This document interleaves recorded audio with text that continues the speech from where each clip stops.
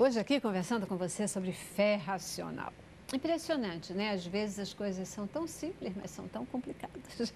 Né? Às vezes isso é uma coisa simples, mas essa questão, a fé é algo assim, né? É algo muito simples, absolutamente simples, mas às vezes difícil de chegar lá, difícil de se conseguir ter essa fé.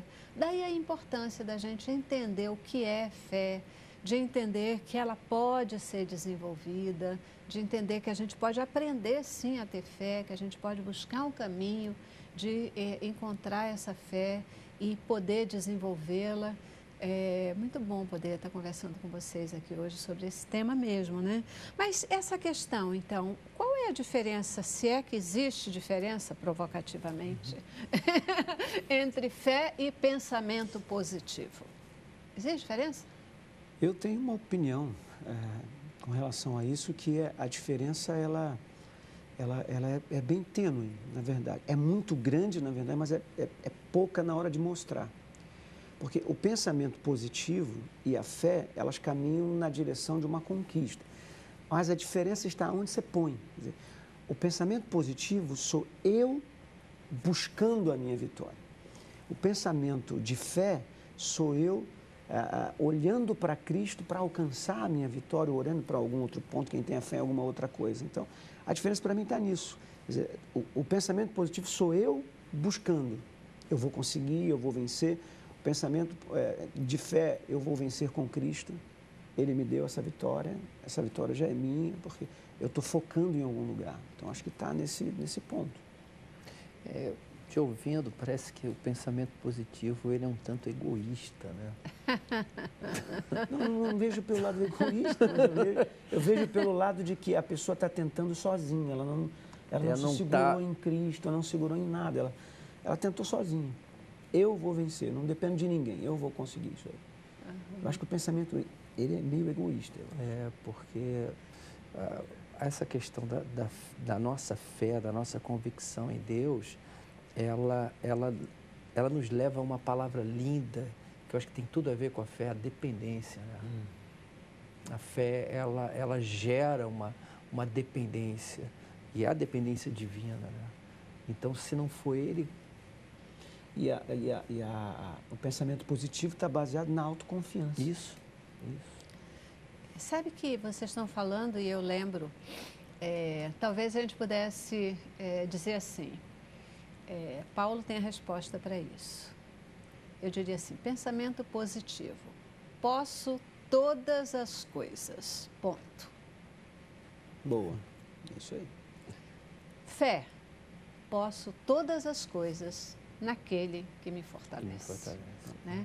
E aí é isso, a gente é nele, né? É confiança nele. Tudo eu posso nele. Posso tudo mesmo? Posso, verdade, mas não em mim mesma. Né? Acho que o Ítalo deve ter a opinião dele também, um psicanalista, ele sabe exatamente mais ou menos como é que funciona. Mas você sabe que o próprio Jesus constrói em nós o pensamento positivo. Claro. Isso. Claro. Só que ele constrói em nós o pensamento positivo baseado na dependência. Na dependência dele. Isso aí, isso aí. O Manga falou isso. Eu acho que assim, a questão da fé e do pensamento positivo se baseia muito naquela ideia. O pensamento positivo te leva a um lugar que possa ser, que tem uma resposta, que você aguarde. A fé em Cristo, ela te leva na certeza de que se essa resposta que você espera virá. Exemplo, eu tenho um pensamento positivo que eu vou viver até meus 60 anos. Mas não é muito positivo, não? Podia viver um pouco mais. É só um exemplo. Um pensamento positivo, que eu vou chegar lá. 80, mas a gente pensa uma coisa que não passivo de não acontecer. Mas quando eu pego um exemplo, eu sei que eu confiando em Deus, os meus objetivos ministeriais, que isso é um projeto de Deus, está dentro do plano divino, eles vão acontecer. Eu vou chegar onde eu almejo chegar dentro do meu ministério. Então, eu tenho certeza que aonde eu almejei, eu vou chegar. Uhum. Por quê? Porque eu estou atribuindo isso à minha fé e não ao meu pensamento positivo. Uhum. Porque eu estou atribuindo isso a uma certeza. e não uma coisa que eu penso que vai dar certo. Eu acho que essa é a diferença. Mas, Ítalo, acontece que muitas vezes a gente tem fé de verdade, né? Então, eu tenho fé, vai acontecer. Foi o que você acabou de dizer. Se eu tenho fé, vai acontecer. Mas às vezes não acontece. Às vezes não acontece. E aí? E aí? O que a gente faz quando a fé fura? É nessa hora que você tem que se prender do amor que Deus aí que tem você por tem você. que ter mais fé ainda. É nessa hora que você tem que entender a relação que você tem com o Deus ao qual você confia. Aham. A gente vê um exemplo claro disso aí. A nossa fé não é de resultado, né? É isso. É isso aí. É a isso gente aí. a gente vê uma situação clara dentro da Bíblia a respeito da morte de Lázaro. Jesus chega na cidade, Marta vem pressionando Jesus, tu não estava aqui, tu era para estar aqui, ele só estava doente, tinha como ser resolvido, era só tu pôr a mão nele e curar. Só que Marta não entende que era parte do plano de Deus que houvesse morte, porque na morte teria mais ganho com a ressurreição de Lázaro. E às vezes a gente pensa que tem fé, que vai acontecer, mas a gente quer determinar É isso aí. o limiar dessa fé. Até aqui Deus pode fazer, e daqui para lá Deus não pode mais, acabou. Então isso aí, para mim, na minha opinião, deixa de ser fé. Isso aí não é fé. Fé é quando todas as probabilidades são reduzidas a zero. Não tem esperança, não tem como. Mas se eu tenho fé em Deus, Deus não precisa das circunstâncias para tornar acontecer aquilo que eu espero. E quando ele não faz, ele continua sendo Deus e a fé continua. Por isso, o fundamento. Por isso, a necessidade de fundamento. Por isso que a fé não pode ser irracional. Porque se não tem fundamento, quando não acontece, eu vou dizer, tá vendo? Não deu certo. Né? O processo científico mexeu, não deu resultado, então não funciona. Daí que não é um processo científico. Eu gosto de usar a palavra fé. Para mim, fé é igual a risco. Para mim, fé você tem que correr risco. Entendeu? Eu estou correndo risco. Ok? É isso. E é incrível, né, Manga, como Deus, eu tenho assim, uma coisa de que Deus gosta quando você corre esse risco. Isso. Né? Quando você corre esse risco, Isso, você tem fé e você diz, eu tenho fé, eu vou. E aí você corre o risco. E aí mesmo quando não acontece, a tua fé se mantém. E quando acontece, ela se fortalece e Deus diz...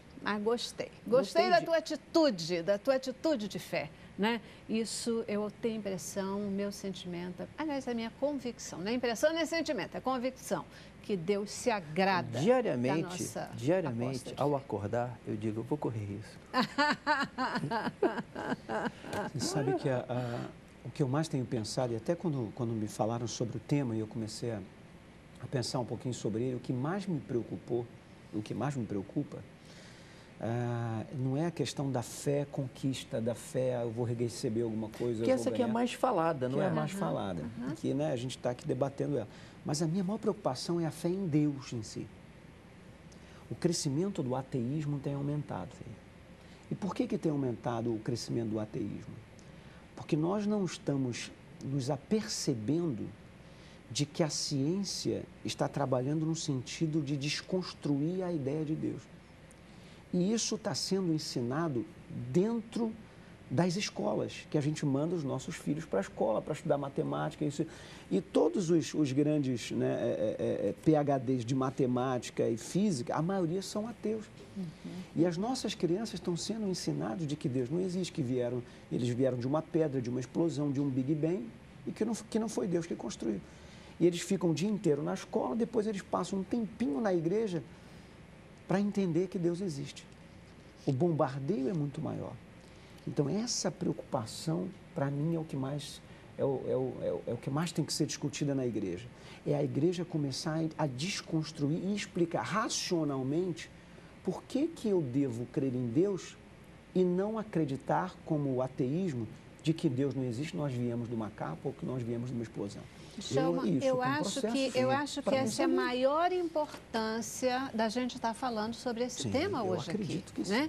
Porque é exatamente para a gente poder desenvolver e trabalhar e compartilhar com você, querido telespectador, essa questão de que a fé, ela é racional, ela tem um fundamento e que a gente deve sim buscar esse fundamento, conhecer esse fundamento para que a gente se fortaleça. Eu acho que quanto mais a gente conhece os fundamentos, quanto mais a gente vivencia, quanto mais a gente corre o risco, né, dessa aposta da confiança em Deus, mais a nossa fé se fortalece, e a gente consegue enfrentar essa questão do conhecimento científico. Eu tenho ouvido, Djalma, que os jovens, quando eles chegam nas universidades, muitos deles se afastam de Deus exatamente por causa dessa questão. O ateísmo está crescendo na adolescência. Por que cresce na adolescência? Porque ele é bombardeado de um monte de informação dizendo que Deus não existe, que nós viemos do macaco. E ele escuta na igreja outra coisa. Quando nós pegamos esses adolescentes, eles não querem saber da igreja. Eu comecei a pregar algumas mensagens diferentes de prosperidade, de bênção, de cura, que é o que às vezes parece encher a igreja. A gente gosta de pregar porque o povo vem por causa disso. Comecei a pregar algumas mensagens do tipo, por exemplo, falaram sobre o dilúvio. Falaram um monte de besteira hollywoodiana no cinema. Eu fui e preguei na igreja sobre o dilúvio. Expliquei a importância do dilúvio e mostrei cientificamente que o planeta Terra foi transformado depois do dilúvio.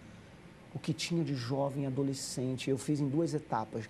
Falei na primeira, quando eu fui falar na segunda, os coleguinhas trouxeram os colegas de escola para me ouvir, para saber que a revistinha dele da escola, lá que ele estuda, estava errada. Olha que coisa linda, imagina se os nossos púlpitos ensinassem esse tipo de coisa. E que nós temos o ensino, nós aprendemos isso. Claro. Nós pregamos outra coisa. O que eu quero salientar é exatamente isso. São as verdades baseadas nas informações adquiridas. Eu acho que os nossos púlpitos são carentes de pessoas com informações. Eu acho que a nossa sociedade, de um modo geral, ela é tomada de informações. E a gente não tem informações contrastes para refutar, para rebater isso. Então, a gente acaba perdendo. Gente, eu vou falar porque somos Igreja de Cristo. Claro. Nós, pastores, a gente precisa entender o que está acontecendo e se preparar para isso que está acontecendo. A gente não pode querer que a gente pregue uma coisa baseada numa filosofia de uma sociedade que era lá do tempo de Paulo. Hoje a nossa sociedade é diferente, os problemas são diferentes, a gama de pessoas a ser atingida é diferente, o pensamento das pessoas são diferentes e a gente precisa se atualizar quanto a isso. E tem informação para rebater isso.